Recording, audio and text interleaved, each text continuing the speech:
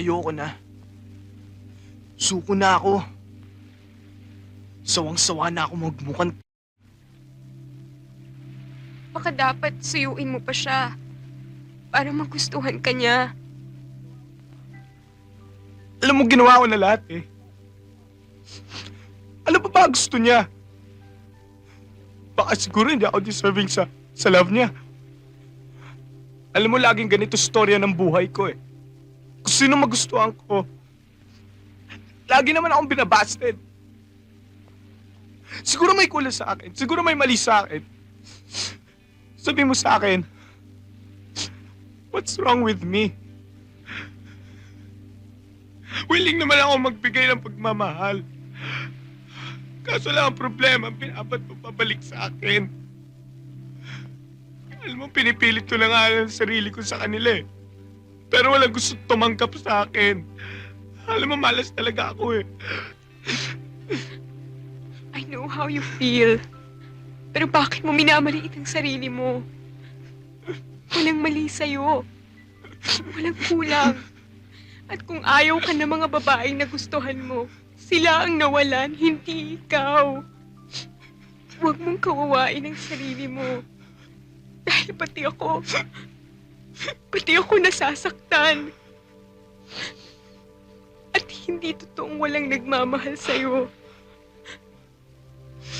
Meron.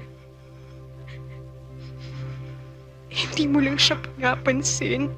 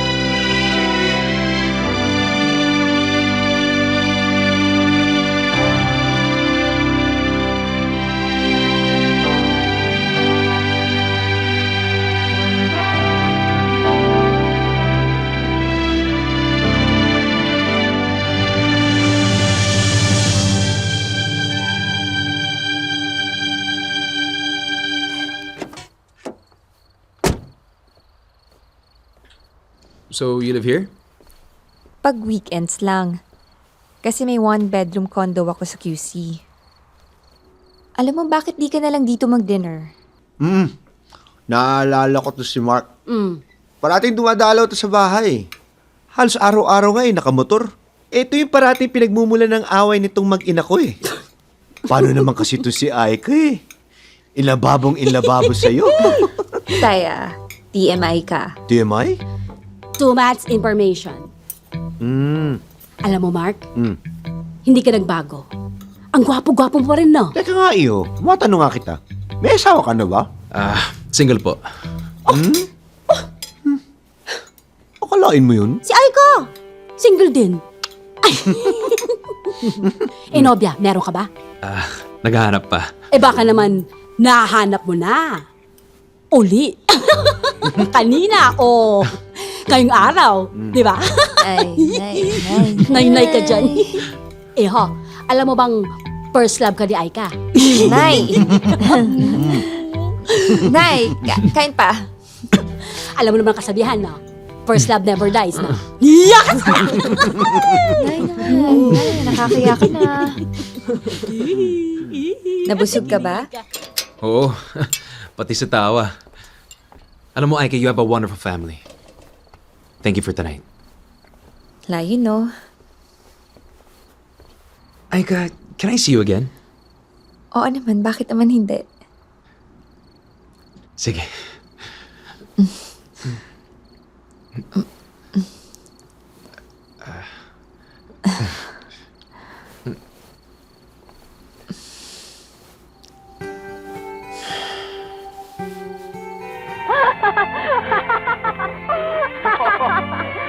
Niloloko mo naman ako eh. Oo, talaga. Ganun talaga nangyari. Ano to? Paano nakapasok yan? Hi. Good evening. Ate, pinutuloy ko na siya. May sasabihin lang daw siya sa'yo. Pero kung ayaw mo siyang kausapin, ako na lang. Umakit ka nga sa kwarto mo. Thank you. Ate naman. Teka muna.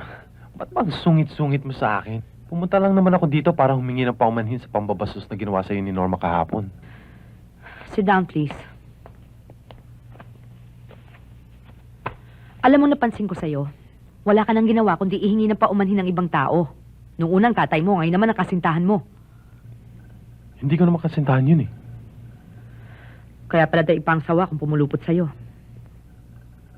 Manager ko yun. Malaki ang utang na loob ko doon. Pwes, magsama kayo.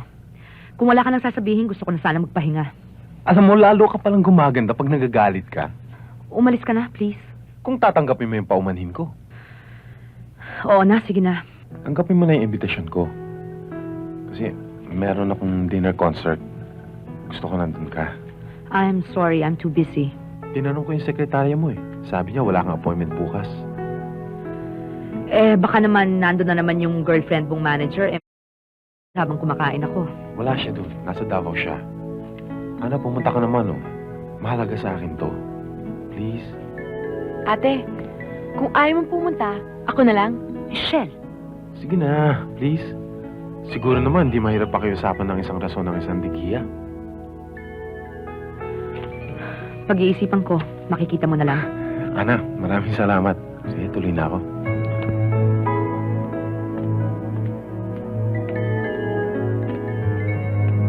Alam mo, ang ambisyon niya, gusto niya maging pinakamahusay na composer sa buong Asia. Pero, kung ayaw mo siya, akin na lang. Ikaw, tumigil ka na, kanina ka pa. Bata-bata mo pa. Umakit ka nga sa kwarto mo.